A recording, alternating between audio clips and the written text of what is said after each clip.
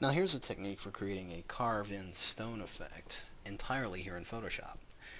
So the first thing I need to do is right here in the background layer, I'm going to go ahead and fill this with a neutral 50% gray. We'll just do a Shift Delete or Shift Backspace, bring up the fill dialog, and we're going to make sure we're using 50% gray, normal blending mode, hit OK. Now, I'm going to duplicate this background layer by dragging it down here to the new layer icon. And on that copied layer, making sure that we have our foreground and background colors set to their default black and white, I'm going to go under Filter and go to Render Clouds. That will give us a basic cloud fill there. Next thing I want to do is on that same layer, we're going to go under Filter again, and this time we're going to go to Artistic to Poster Edges. And we're going to get another giant dialog box here. And what I really want to pay attention to is the black splotchiness that's going on in here, because we're going to generate a selection out of that to add to our effect here in a minute. So in order to change the randomness of that, I could just move this edge thickness around, and you can see it gives us an entirely different effect altogether. But I'm going to go and leave it at 1, and that will give me the effect I want. Now the edge intensity doesn't really do anything here because we don't have a whole lot of variation of colors here. And a posterization, if I drop this down, you can see does a few things, but I'm going to go ahead and leave it to its full posterization, almost as if it still is the full render of clouds, just because when we bring it into channels in a second, you'll see that we need to get rid of all that anyway. So, leaving those where they're at, I'm going to hit OK. So there we get that effect there. Now, I'm going to do Command or Control A and select this entire layer. I'm going to copy this to the clipboard, Command or Control C. We're going to go to the Channels palette, and we're going to make a new alpha channel here. We're going to paste that layer inside of here. That would be Command V or Control V. I'm going to deselect that. Now, like I said, I want to make all those black splotchy areas a selection. And doing that in this channel, the first thing I need to do in order to do that is bring up my levels. I'm going to do Command or Control L.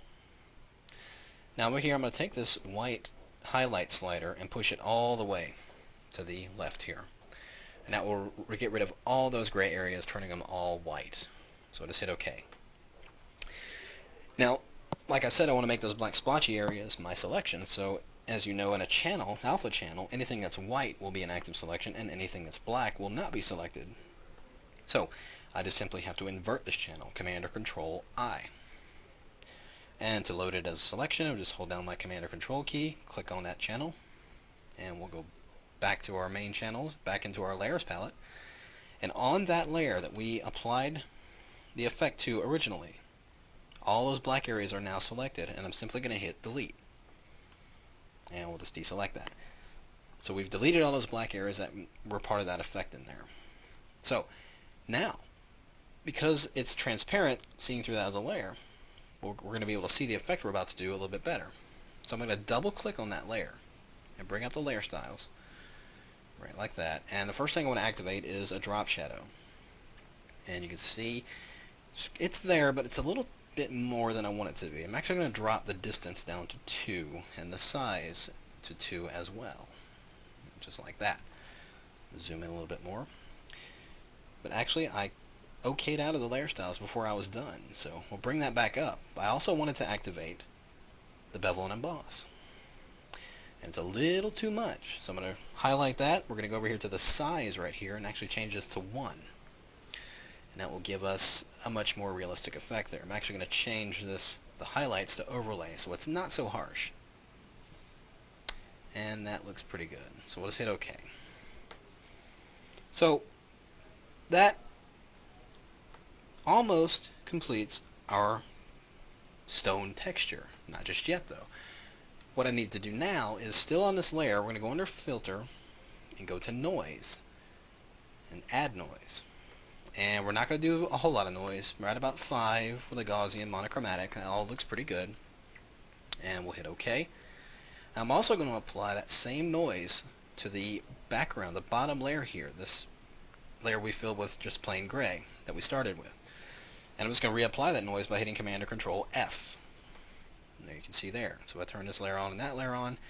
We're getting a pretty cool kind of textured stone effect. So having that done, we need to apply it to something. We're going to have to have some text carved out of here. And I've already got some text set on this group right here. If I turn that on here, you can see we have the word stone, appropriately enough. Now what I need to do, I'm going to load this text as a selection by Command or Control clicking right directly on that text layer. I'm going to turn this off for now because I don't need it at this very second. But I'm going to go back to that textured layer and I'm going to click on the layer mask icon here. And what it does is by default it's going to generate the mask based on that selection. So what it has done is masked out the background and leaving the stone texture inside the text. And I actually want it to do the opposite. I want the stone texture to be around the background and leaving the text area completely masked out. So to do that, to fix that, all I got to do is really just hit Command or Control I in the layer mask and it will invert that. So I'm going to zoom in here just a little bit. Now, by default, it has filled it with 100% black, the mask. And you know, as anything that's in a layer mask filled with black is going to be completely masked out 100%. I don't want it completely masked out. I actually want some of this texture to be showing through inside the text here. So I'm going to go back into this layer mask and Command or Control click on the layer mask, loading it as a selection. Now, of course, like an alpha channel, it loads the white area as the selection. And as you can see here, that white area is in fact the background, but I want to select the text. So I'm just going to invert that selection by holding down Shift Command or Shift Control I. So now we have the text inside this layer mask selected. Now I'm going to bring up my fill dialog as I did earlier, Shift Delete or Shift Backspace. So there we have the fill, and I want to fill it with 50% gray, just like we did before. So hit OK, and now you can see that some of that texture, if I deselect this, some of that texture is actually showing through via the layer mask, and it's only masking out about 50% of it because of the 50% gray we filled it with. It's not doing a complete masking using black, but just slightly masking using a little bit of gray. Now, to give that text a little bit more depth into that cart, to give it a more realistic effect that it's carved in, I'm going to activate this text once again. I'm going to double click on the blank area here just to bring up the layer styles on this text layer. Now the first thing I want to do is actually this fill opacity right here. I'm going to drop this to 0 because I don't want any pixels on this layer visible. But by dropping the fill opacity and not the overall opacity, if I bring this back up, this will drop the overall opacity of the layer, and I don't want to do that because it will even if I apply any styles, it will completely drop the opacity out altogether. The fill opacity just drops the opacity of the pixels. It will not reduce the opacity of any styles I apply. So with that set to 0 and I activate my inner shadow, you can see it's visible there. Go back into the settings here and increase the distance. Drop the opacity just a little bit.